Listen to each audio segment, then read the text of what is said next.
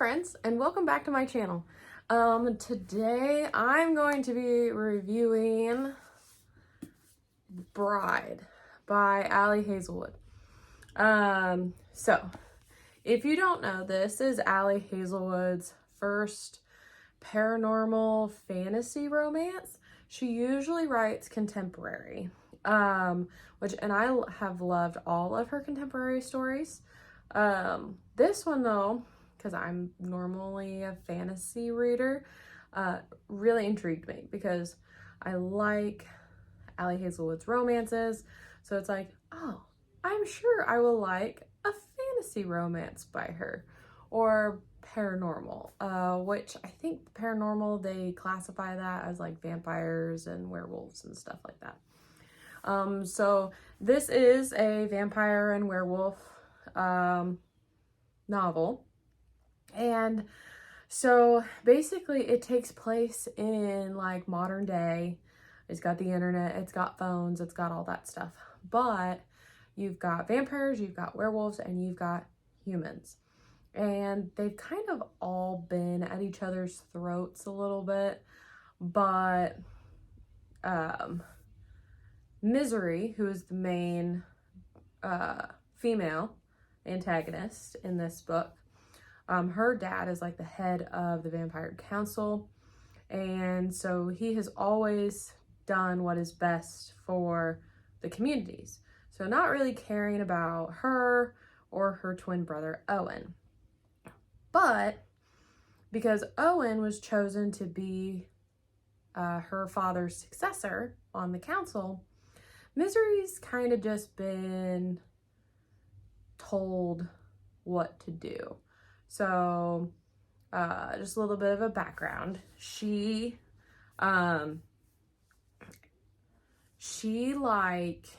was brought up in this collateral treaty or alliance with the humans. And so when she turned 8 years old, she went into the human territory, and the humans took one of their influential people's children and put him or her in vampire territory. So then it was like, until you hit a certain age, I think it was like 18 or something like that. So Misery has never really lived among her people. She just doesn't know what vampire customs are, vampire traditions are. She just knows that she's a vampire and she can't really go out into the sun, and she doesn't eat food, and she's got fangs, and she drinks blood, and she's got pointy ears, and her eyes are violet, and her blood is purple. Well, there's also been a big issue between the werewolves and the vampires, and they've been on edge for a long time. Ever since the last arranged marriage between them, and the werewolves basically killed all the vampires at this venue. Well, after Misery turned, I think it was 18, she came back for a little bit to the vampire territory, but then she was like, I don't fit in here. I'm gonna go back to the human territory and be with my best friend, who is a human.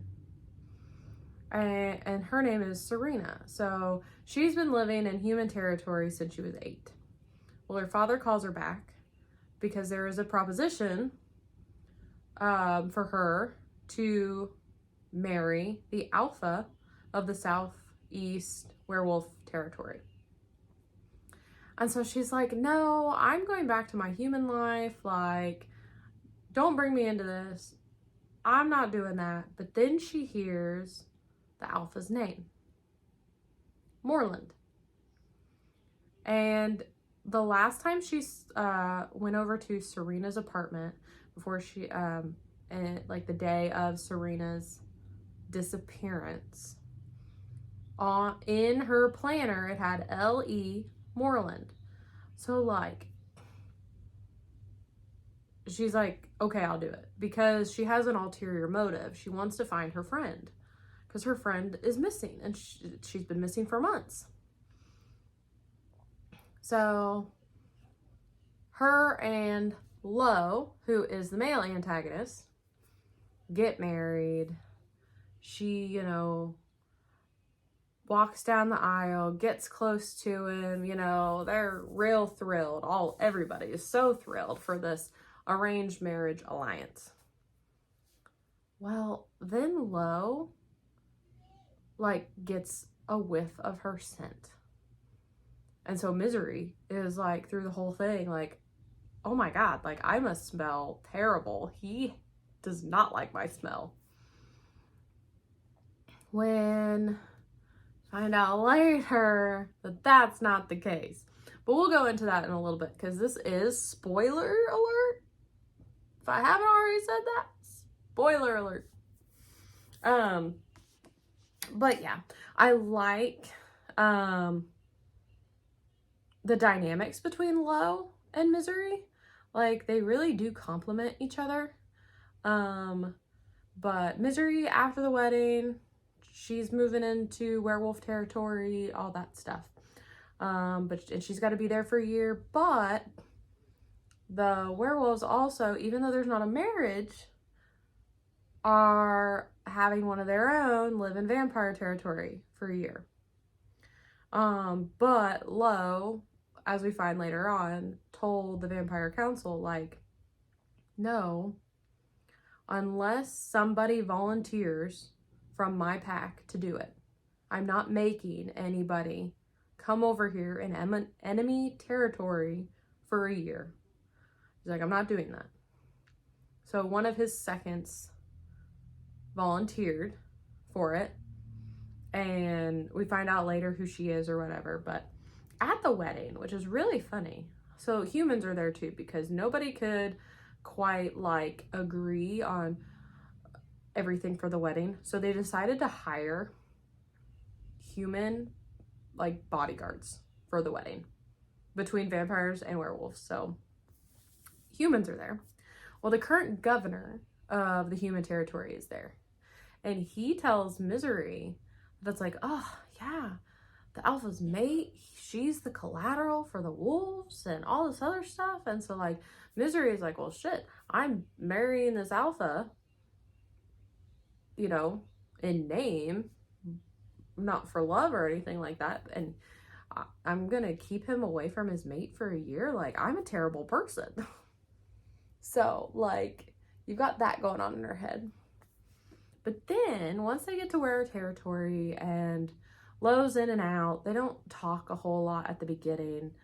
Misery is not very good at sneaking around, because early on in the book, you find out the reason, like, Lo finds out why she decided to take the marriage. And it's, you know, to try to find her friend Serena. So Lo, like, lets her in on his little sister's predicament, and then, like, decides to help Serena, or Misery, to find Serena. So they're working together, and, you know, the Wares are trying to give her a little bit of a chance, and there's some Were politics or whatever, but it's like, it doesn't get really, like, steamy until Lo and Misery have to go meet Emery, who is the old alpha's mate, who Lo killed to take over the pack. So that's when it starts to get really steamy. But, like, you can tell that Lo has an attraction to Misery. And I totally called it early on that they were mates because of how he was acting. It wasn't because she smelled bad. Just Misery that's what she thought. Which, of course, she didn't figure it out until after she realized that Gabby, who was the Were collateral, wasn't his mate. And so she's like, but he's been hinting about a mate, that he has a mate, but she doesn't know that she's his mate. And so finally, like later on in the book, you find out. But then Lo has to be a dickhead about it. But it's because he doesn't want Misery to feel like she is obligated to be with him. And vampires are really like weird with their feelings in this book. So it's hard for her to figure out what kind of feelings she has other than the attraction that she has to Lo. But it's a happy ending. I'm kind of intrigued if there's going to be a second book. Like maybe like a spin-off with, because at the end, there's something between Cohen. I'm pretty sure Cohen and Serena. But I don't know what it is. I don't know if it's like possible matage or if like Cohen is Serena's dad. Like, it's really interesting. So I'm curious of if Ali Hazelwood's gonna do like another book in this world, or if she's just gonna leave it at, because usually Ali Hazelwood writes standalones.